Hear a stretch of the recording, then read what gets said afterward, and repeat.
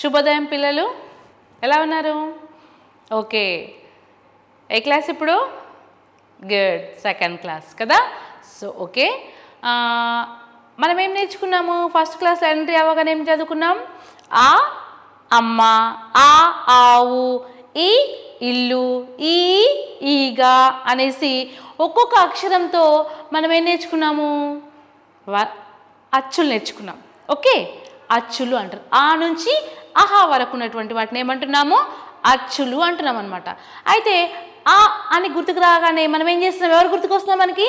అమ్మ, ఆ అమ్మ, ఆ ఆవు, అలా ఆ టు ఆహా చదువుకున్నాం.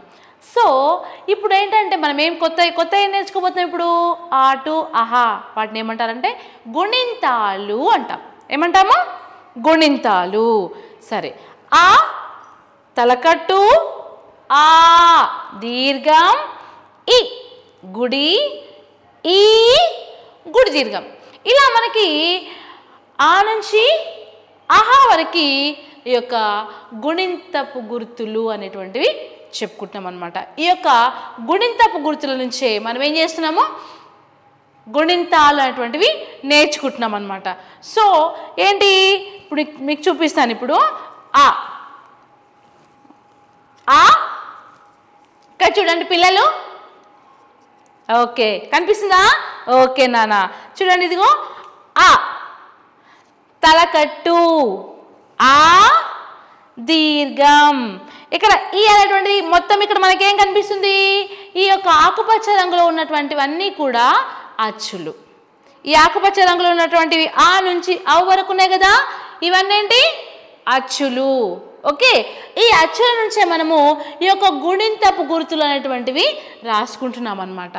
ఓకే, సో ఆ తలకట్టు, ఆ దీర్ఘం, ఈ గుడి.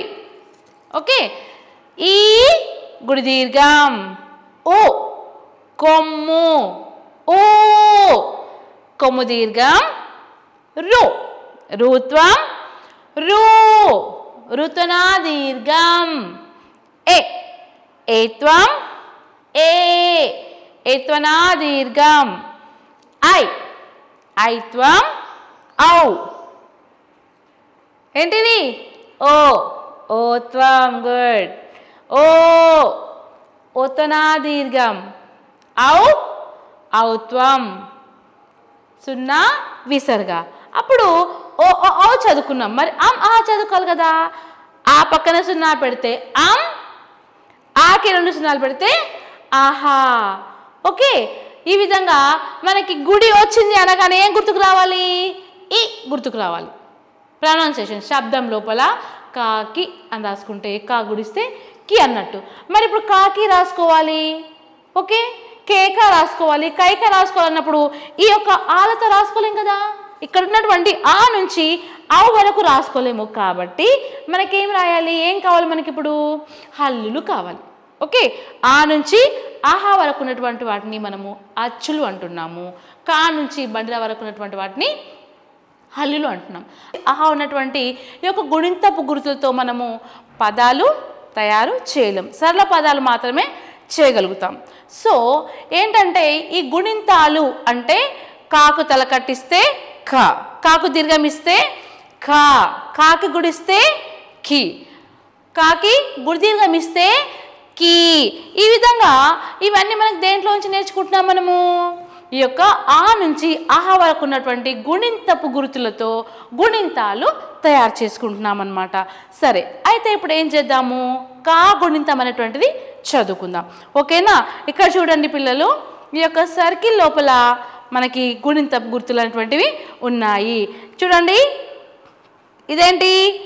క, కాకి తల కట్టిస్తే క, కాకు దీర్ఘం ఇస్తే కా, కా గుడిస్తే కి, కాకి గుడి దీర్ఘం ఇస్తే కీ, కా కొమ్మిస్తే కు, కాకి కొమ్ము దీర్ఘం ఇస్తే కు, కాకి రూత్వం ఇస్తే క్రు, కాకి రుత్వ దీర్ఘం ఇస్తే క్రూ, కాకి ఏత్వం ఇస్తే కి, కాకి ఏతో దీర్ఘం ఇస్తే కే, కాకి ఐత్వం ఇస్తే కై, కాకి ఓత్వం ఇస్తే కో, కాకి ఓతో దీర్ఘం ఇస్తే కో, కాకి ఔత్వం ఇస్తే కౌ. కా పక్కన సున్నా పెడితే కం, కాకి 2 సున్నాలు పెడితే కహ. దీన్ని ఏమంటాము? 2 సున్నాల్ని విసర్గ అంటాము కదా. ఇక్కడ కా గుణితం కాబట్టి కహ అని చెప్పుకుంటున్నాం అన్నమాట. అయితే పిల్లలు వినండి, ఈ యొక్క గుణింతపు గుర్తుల నుంచే మనము క వర్గం అనేటువంటిది తీసుకోవడం జరిగింది. ఇప్పుడు చెప్పండి, కాకు తలకట్టిస్తే క, కాకు దీర్ఘం ఇస్తే కా, కాకి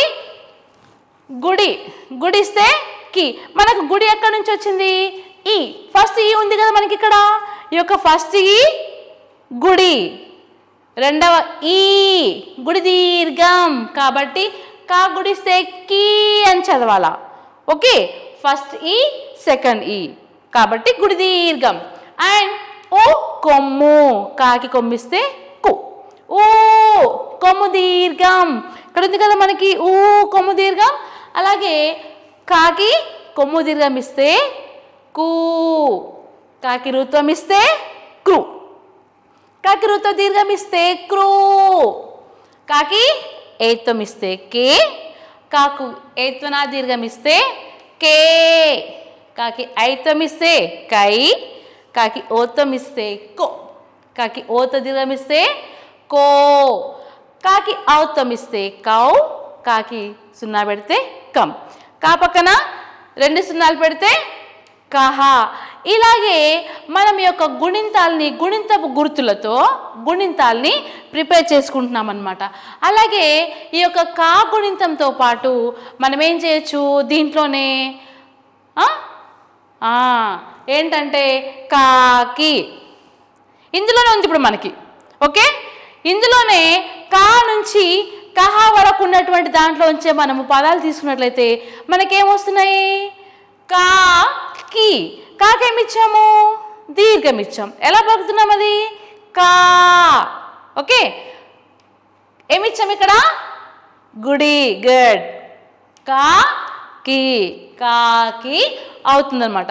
ఈ విధంగా ఈ వర్ణమాలలో ఉన్నటువంటి ఈ యొక్క గుణింతపు గుర్తులతో మనము గుణింతాల్ని ప్రిపేర్ చేసుకుంటున్నాం అన్నమాట. సో ఐ, ఇది చూడగానే మనకేం గుర్తు రావాలి? ఐత్వం. ఓకే, ఐత్వం. ఐత్వం ఏముంది ఇక్కడ? కాకి ఐత్వం ఇస్తే కై. ఇప్పుడు చెప్పండి మీరు, ఇదేంటి?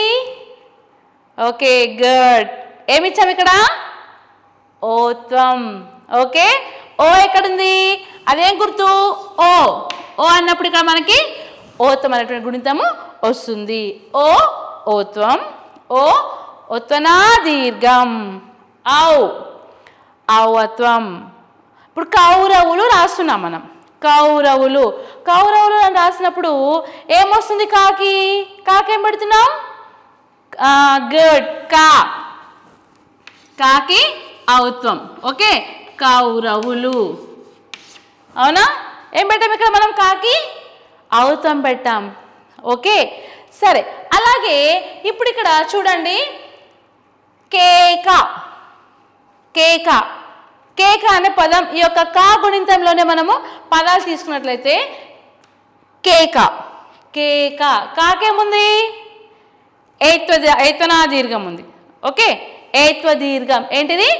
ఏత్వ దీర్ఘం. కేక. కాకి ఏం పెట్టాము? ఏత్వ దీర్ఘం. ఈ కాకేముంది? తలకట్టు. అప్పుడు ఏమైంది ఆ పదం అనేటువంటిది? కేక అని చెప్పుకుంటున్నాం అన్నమాట. ఓకే, సో అలాగే ఇంకా చెప్పండి, ఇంకో పదం ఏంటి? ఇంకా చెప్పొచ్చు దీంట్లోంచి. కైక. ఓకే, కైక. కాకి ఐత్వం ఇస్తే కై, కాకి తలకట్టిస్తే క. కైక. ఓకే, సో అయితే ఇదే విధంగా మనము యొక్క కా గుణితము, ఇదే గుణితము కా గుణితం, మొదటి కా గుణితము, వీటిని మనం ఏమంటాము? గుణింతాలు అని చెప్తూ ఉంటాం అన్నమాట. అలాగే మనం ఇలాగ అన్ని గుణింతాలు కూడా కా నుండి బండిరా వరకు కూడా ఈ యొక్క కా గుణింతాలని మనము చదువుకోవచ్చు. ఇదే విధంగా సేమ్ యాసిస్గా మనం చూసినట్లయితే ఇంకోటి ఏంటి, ఖా, సెకండ్ ఖా కూడా ఉంటుంది. సెకండ్ ఖా కూడా కాకు తలకట్టిస్తే కా, కాకు దీర్ఘమిస్తే కా. మనము ఆ నుంచి ఆహా చదువుకున్న తర్వాత ఈ యొక్క ఆ తలకట్టు, ఆ దీర్ఘం, ఈ గుడి అనేటువంటివి ఇవి మనం పర్ఫెక్ట్గా నేర్చుకుంటే తప్ప మనము ఈ యొక్క కా గుణింతాలని మొత్తము రాయలేము. ఓకే, ఈ గుణింతాలు కనుక మనకు కళ్ళు మూసుకొని ఇవి నేర్చుకున్నట్లయితే కా తలకట్టు, ఆ దీర్ఘం, ఈ గుడి, ఈ విధంగా ఈ యొక్క తలకట్టు పదాలతోటి ఈ యొక్క గుడి పదాలతోటి ఓకే ఈ యొక్క గుణింతాలతోటి మనము ఈ యొక్క గుణింతాలు అనేటువంటిది చదువుకోవాలన్నమాట. సరే, దీంట్లో ఇంకా చూడండి, ఇంకా మనకేమొస్తున్నాయి, కా నుంచి కహ వరకు ఉన్నటువంటి ఈ యొక్క అగుణింతం లోపల ఇంకే పదాలు వస్తున్నాయి చూడండి. Okay, good. కేకా. ఓకే, కేక ఆల్రెడీ రాసుకున్నాం మనం. కేక, కైక, ఇంకేంటి చెప్పండి. ఓకే, సో ఇక్కడ చూసినట్లయితే మనము ఈ యొక్క కాకి ఓత్వం, ఇదేంటి కాకి ఓత దీర్ఘం.